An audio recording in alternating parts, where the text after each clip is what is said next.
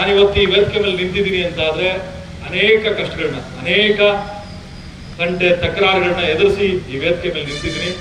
ನನ್ಗೆಲ್ಲರೂ ಕೇಳ್ತಾರೆ, ಏನಪ್ಪ ಮಾಡ್ತೀಯಾ, ದೊಡ್ಡ ದೊಡ್ಡವ್ರನ್ನ ಎದುರಾಕ್ತೀಯ ಅಂತ. ನಾನು ಎದುರಾಕೊಳ್ಳಲ್ಲ, ನನ್ನವ್ರು ಎದುರಾಕೊಳ್ತಾರೆ. ಆಮೇಲೆ ದಿನದಿನಕ್ಕೂ ಒಂದು ತಲೆಯಲ್ಲಿ ಹಿಡ್ಕೋಬೇಕಾಗ್ತದೆ, ನಾವು ಗಟ್ಟಿಗಿದ್ದೀವಿ, ನಾವು ಮಾಡೋ ಕೆಲಸ ಒಳ್ಳೇದಾದ್ರೆ ನಾವು ಯಾರಿಗೂ ಭಯ ಬೀಳಬೇಕಾಗಿಲ್ಲ. ಭಯ ಬೀಳಬೇಕಾದ್ರೆ ನಮಗೆ ಗುರು ಹಿರಿಯರಿಗೆ ನಾವು ಭಯ ಬೀಳಬೇಕು, ನಮ್ಮ ತಂದೆ ತಾಯಿಗಳು ಭಯ ಬೀಳಬೇಕು, ಬಂಧು ಮಿತ್ರರಿಗೆ ಭಯ ಬೀಳಬೇಕು, ಒಳ್ಳೆ ಕೆಲಸ ಮಾಡುವಂಥವ್ರಿಗೆ ನಾವು ಭಯ ಬೀಳಬೇಕಾಗ್ತದೆ. ಯಾವುದೇ ಕಾರಣಕ್ಕೂ ನಾನು ಯಾವುದಕ್ಕೂ ಭಯ ಬೀಳಲ್ಲ. ನನ್ನ ಭಯ ಬೀಳಿಸುವಂತ ಶಕ್ತಿ ಯಾರಿಗೂ ಇಲ್ಲ. ಸರಿಯಾದ ದಾರಿಯಲ್ಲಿ ಸಂಪಾದನೆ ಮಾಡ್ತಾ ಇದ್ದೀನಿ. ಸಾಯೋವರೆಗೂ ಇನ್ನೊಬ್ಬರಿಗೆ ಮಾದರಿಯಾಗಿರ್ತೀನಿ ಹೊರತು ಇನ್ನೊಬ್ಬರಿಗೆ ಎಚ್ಚರಿಕೆ ಆಗೋ ರೀತಿ ನಾನು ಯಾವುದೇ ಕಾರಣಕ್ಕೂ ಬದುಕಲ್ಲ. ಎರಡು ರೀತಿ ಬದುಕಿದೆ.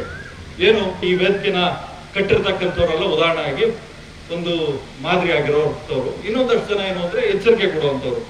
ಏನು, ಜೈಲಿಗೆ ಹೋಗುವಂಥವ್ರು ಅಥವಾ ಇನ್ನೊಬ್ಬರು ತೊಂದರೆ ಕೊಟ್ಟು ನಶಿಸಿ ಹೋಗುವಂಥವ್ರೆಲ್ಲ ಎಚ್ಚರಿಕೆ ಕೊಡುವಂಥವ್ರು. ನೀವು ಆಯ್ಕೆ ಮಾಡ್ಬೇಕಾಗ್ತದೆ ನಿಮ್ಮ ಮಕ್ಕಳನ್ನ ನೀವು ಯಾವ ರೀತಿ ಬೆಳೆಸ್ಬೇಕು ಅಂತ. ಉದಾಹರಣೆಯಾಗಿ ಬೆಳೆಸ್ಬೇಕಾ ಅಥವಾ ಎಚ್ಚರಿಕೆಯಾಗಿ ಬೆಳೆಸ್ಬೇಕಾ ಅನ್ನೋದು. ಇವತ್ತಿನ ಮಕ್ಕಳಿಗೆ ಕಲಿಸ್ಬೇಕಾಗಿರೋದು ಸಂಪಾದನೆ ಜೊತೆಲಿ, ಬದುಕೋ ಜೊತೆಲಿ, ವಿದ್ಯೆ ಜೊತೆಲಿ ಬದುಕೋ ಕಲೆ ಹೇಳ್ಕೊಡ್ಬೇಕಾಗ್ತದೆ. ನಾನು ಯಾವುದೋ ಮೊನ್ನೆ ನ್ಯೂಸ್ ಪೇಪರ್ ಓದ್ತಾ ಇದ್ದೆ, ಏನು 80% ಬಂದಿದ್ದಂತೆ, ಇನ್ನೊಂದು 2% ಕಡಿಮೆ ಬಂದಿದ್ದಕ್ಕೆ ಸೂಸೈಡ್ ಮಾಡ್ಕೊಂಡ್ಬಿಟ್ರು. ನಮಗ್ ಬಂದಿರೋ ತೊಂದರೆಗಳು ನಾವು ನೋಡ್ಬಿಟ್ರೆ, ನಾವು ಫೇಲ್ ಆದಾಗ ನಾವು ಯಾವಾಗಲೂ ಸೂಸೈಡ್ ಮಾಡ್ಕೋಬೇಕಾಗಿತ್ತು. ನಾವು ಯಾವುದೇ ಕಾರಣಕ್ಕೂ ಜೀವನಕ್ಕೆ ಭಯ ಪಡ್ಲಿಲ್ಲ.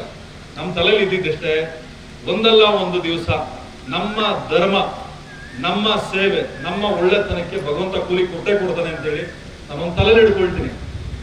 ಏನು, ಯಾವತ್ತೂ ಅಷ್ಟೇ ನಾನು ದೇವ್ರ ಕೂಲಿಗೆ ಕೆಲಸ ಮಾಡ್ತೀನಿ ಹೊರತು ಮನುಷ್ಯರ ಕೂಲಿಗೆ ಕೆಲಸ ಮಾಡಲ್ಲ. ಮನುಷ್ಯ ಒಬ್ಬ ಒಳ್ಳೇದು ಮಾಡಿದ್ರೆ ಇನ್ನೊಬ್ಬ ಮೋಸ ಮಾಡ್ತಾನೆ. ಬಟ್ ಭಗವಂತ ಯಾವತ್ತೂ ಮೋಸ ಮಾಡಲ್ಲ. ನಮ್ಮ ಗುರು ಯಾವತ್ತೂ ನಮಗೆ ಮೋಸ ಮಾಡಲ್ಲ.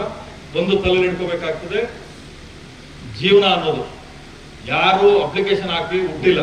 ಕಷ್ಟಗಳು ಬರ್ತದೆ. ಮನೆ ಅಂದ ಮೇಲೆ ಕಸ ಇರ್ತದೆ, ಜೀವನ ಅಂದ್ಮೇಲೆ ಕಷ್ಟ ಇರ್ತದೆ. ಕಸ ಇದ್ರೆ ಗುಡಿಸಿ ಹೊರಗಡೆಗೆ ಹಾಕ್ಬೇಕು, ಕಷ್ಟ ಇದ್ರೆ ಜಯಿಸಿ ಬದುಕು.